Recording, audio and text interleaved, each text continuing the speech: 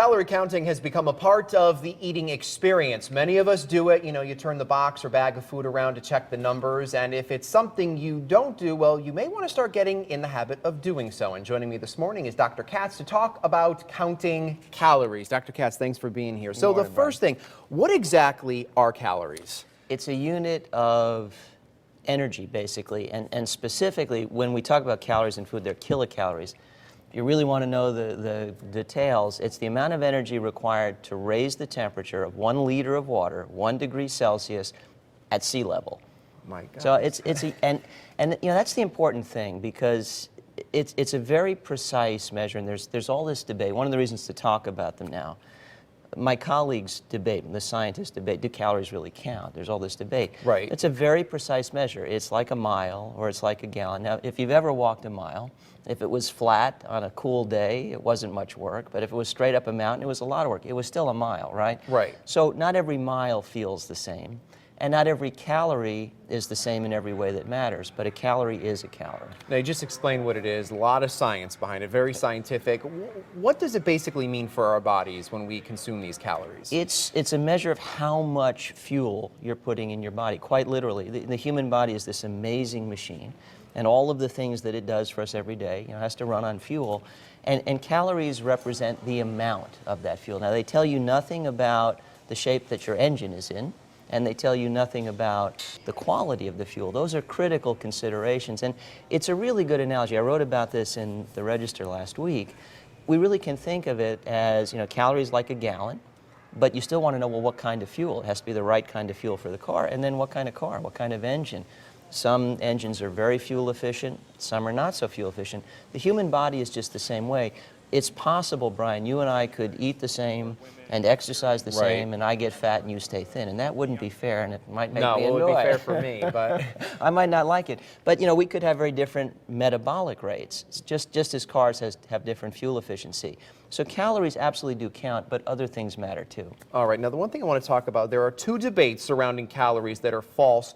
What are they and why are they false? Well, one is this ongoing issue among the scientists, you know, do calories count? And one camp basically says yes, and if you regulate the number of calories, all will be well. And the other says no, they don't count at all. Focus on carbs and don't eat sugar and don't eat starch. The reality for me really is this whole thing is a pseudo debate. The quality of calories count and the quantity of calories count. What I would argue is the single best way to control the quantity of calories you consume is to improve the quality. And actually we have great evidence of that. One of our supermarket chains here in Connecticut, Big Y, is nearby. They have a nutrition guidance system called NuVal, so does Price Chopper. And we've seen evidence when people trade up their groceries to higher quality things with shorter ingredient lists, they lose a lot of weight, and they're not counting calories. They're improving the quality of their calories and filling up on fewer. So that's one issue. Quality and quantity both count. Good to know, good for people to take into consideration. Now, you had said earlier, before we went on air here, that people are going to notice the calories posted in a lot more places. Why is that? Right. So the FDA recently passed some rules that said we've got to post calories in chain restaurants, movie theaters. And, you know, Brian, I think it's a good idea because informed is better than uninformed. There is a dark side to it, though. If you shrink the portion size of junk food, it'll have fewer calories, but it'll still be junk. And the mistake people can make is think, well, you know, fewer calories must mean better, but if it doesn't fill you up, if it's not nutritious, if it doesn't create satiety, a lasting feeling of fullness, you'll just eat more later that day. And what really matters for both health and weight is the quality of calories and how many you eat over the course of the whole day and the whole week, and on average every day throughout the year. With the holidays here now, what I would recommend people do is pay some attention to portion, but also think about trading up the quality of their foods. You know, if you're at a party, eat the highly nutritious stuff first, fill up on that. Be careful about alcohol calories, there are a lot there. Alternate alcoholic drinks with non-alcoholic drinks, that sort of thing. So knowledge about calories is important, it's empowering, but you can't focus just on calories and expect to get the job done.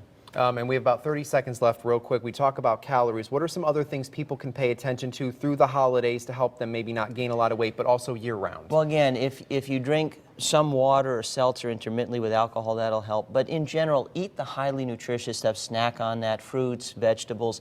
These are foods with short ingredient lists, high quality nutrition, lasting feeling of satiety. Nuts are terrific, raw nuts. They fill you up, they keep you full, and then when it's time to indulge, you'll eat less and you will control your calories overall. So you've got to focus on quality first and foremost. Quantity then tends to take care of itself. All right, very good. A lot of great information people need to pay close attention to. Dr. Katz, thank you for being here with us this Happy morning. We holidays, certainly Brian. appreciate it. Same to you.